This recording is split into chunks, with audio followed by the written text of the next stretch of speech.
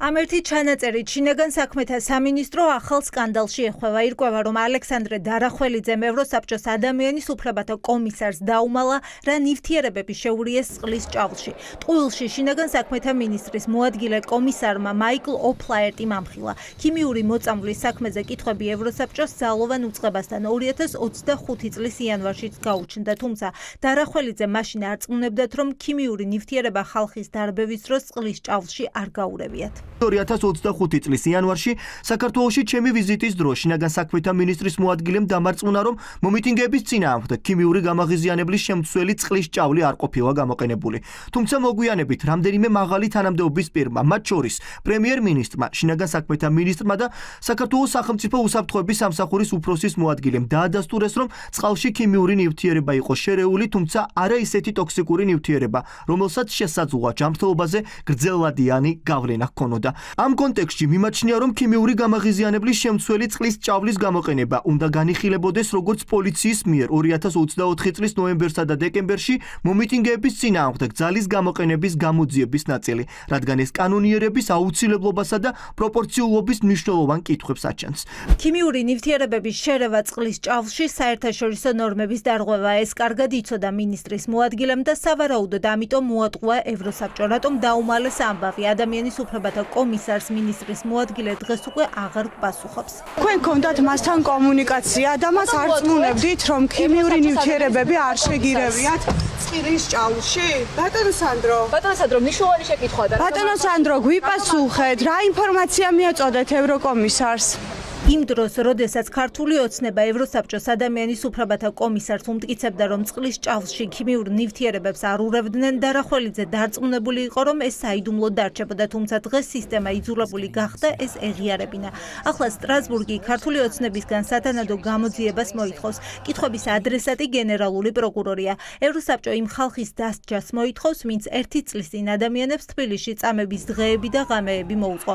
ევროსაბჭოს ადამიანის უფლებათა კომისარმა საჯაროვა პროკურორ გვარაკიძის საპასუხო წერილი, სადაც ის ამტკიცებს, რომ ხალხზე თავდასხმიდან 1 წლის თავზე ისევ ექსპერტიზის პასუხებს ელოდება, ერთი ძალოვანიც კი არ დასჯილა.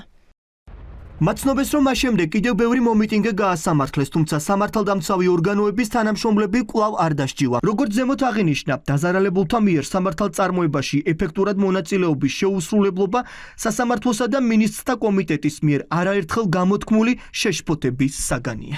ამ კითხვებზე პასუხი გვარაკიძემ 8 გვერდში ჩაატია. გენერალურ პროკურორს მხოლოდ ერთი პასუხი აქვს, რომ მიმდინარეობს გამოძიება, თუმცა ვერ ხსნის, რატომ არ მოხდა იმ სამართალდამცავების იდენტიფიცირება, ვინც ხალხი დაასახიჭრა. რამდენად სწრაფად მიმდინარეობს გამოძიება, ეს ჩანს გვარაკიძის პასუხიდან. 1 წელზე მეტია ექსპერტიზის ეროვნული ბიუროდან დასკვნებს ელოდებიან ტანსაცმელსა და ამოღებულ ტექნიკასთან დაკავშირებით. ლევან სამხარაულის სახელობის ეროვნულ სასამართლო ექსპერტიზის ბიუროში 358-ზე მეტ პირს ჩაუტარდა სასამართლო სამედიცინო ექსპერტიზა. მიღებულია და სისხლის სამართლის საქმეს დართულია ექსპერტიზის რამდენიმე დასკვნა. ტარდება სხვა ექსპერტიზები, რომლებიც ჯერ არ დასრულებულა. ამოიღეს 76-ზე მეტი პირის ტანსაცმელი, რომლებიც აცხადებდნენ, რომ ძალადობრივი აქტების დროს ეს ტანსაცმელი ეცვა და ის ტანსაცმელი დაზიანებული იყო. გარდა ამისა, ექსპერტიზისთვის ამოიღეს სხვა ნივთები. ლევან სამხარაულის სახელობის ეროვნულ სასამართლო ექსპერტიზის ბიუროში დაინიშნა ჩამორთმეული ტანსაცმლისა და სხვა ნივთების კომპლექსური სასამართლო სამედიცინო კვალიფიკაციისა და ბიოლოგიური ექსპერტიზა. ექსპერტიზის რამდენიმე დასკვნა ჯერ არ არის მიღებული. გამოუძიებელ საქმეთა შორისაა ლაზარე მაღლაკელიძის ამბავიც. ის პოლიციელებმა პარლამენტთან დააკავეს, რესპუბლიკის მოედანზე მდგარ სადამსჯელო ავტომობილში წაიყვანეს და სასტიკად ცემეს. თუმცა მისი გადაადგილების ამსახველი მარშრუტის კადრები საქმეში არ დევს, არ მომხდარა არც მოძალადეების იდენტიფიცირება. ამ მომენტისათვის რეალურად ამ საქმეზე არანაირი პროგრესი არ არსებობს, არც დამნაშავე არავინ არ გამოკვეთილა და ჩემი ვარაუდით არც არაფერი არ გამოიკვეთება, იმიტომ რომ ეს ჩემი პერსპექტივიდან ძალიან ცხადად სისტემური დანაშაული იყო. ძალიან პარადოქსულია, რომ დამნაშავე სისტემამ საკუთარი თავი გამოიძიოს. საქართველო არის ევროსაბჭოს წევრი ქვეყანა. ორგანიზაცია ითხოვს ეფექტურ და დამოუკიდებელ გამოძიებას. ამის შანსი დღეს პარლამენტში იყო, თუმცა ქართულმა ოცნებამ ექს-პრემიერის გუნდის იდეა შექმნილიყო ქიმიური მოწამვლის საქმეზე საგამოძიებო კომისია მხარი არ დაუჭირა. საკითხზე მსჯელობას პარლამენტში ხმაური და სიტყვიერი დაპირისპირება მოჰყვა. აუცილებელია პასუხი გაეცეს კითხვებს. სამართალდამცავი ორგანოების მხრიდან ადგილი ხო არ ქონდა ისეთ აქტიური სპეციალური საშუალებების გამოყენებას, რომელიც დაკავშირებულია გაუმართლებელ რისკთან ან იგრძალება საქართველოს კანონმდებლობით. უკაცრავად თქვენ რა პროფესიის ხართ? აი ამ კითხვებზე რომ ვაპირებთ რომ პასუხი გასცეთ ქიმიური ნივთიერებების შერევასთან დაკავშირებით და რა კომპეტენცია გაქვთ იმაზე უფრო მაღალი ვიდრე სუსის გამოძიებამ დადო თავისი დასკვნა.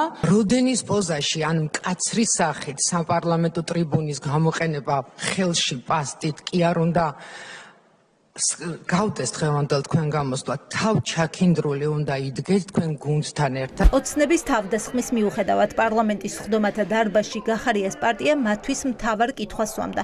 ხომ არ იდგა რეზინის ტყვიებისა და ხალხის ქიმიური იარაღით დაწამვლის უკან ერთი და იგივე ადამიანი. ხომ არ გასცა მითითება როგორც 2019 წლის 20 ივნისს ისე გასული წლის ნოემბერსა და დეკემბერში ერთი და იმავე პირმა. თუ თქვენ მიგაჩნიათ რომ ეს კითხვები არის არალეგიტიმური, მაშინ და უკანონო არაფერი ჩაგიდენიათ, მაშინ რატომ გაურბიხართ ამ საგამოძიებო კომისიის შექმნას?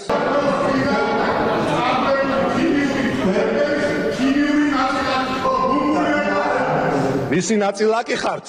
იმაზე იფიქრეთ.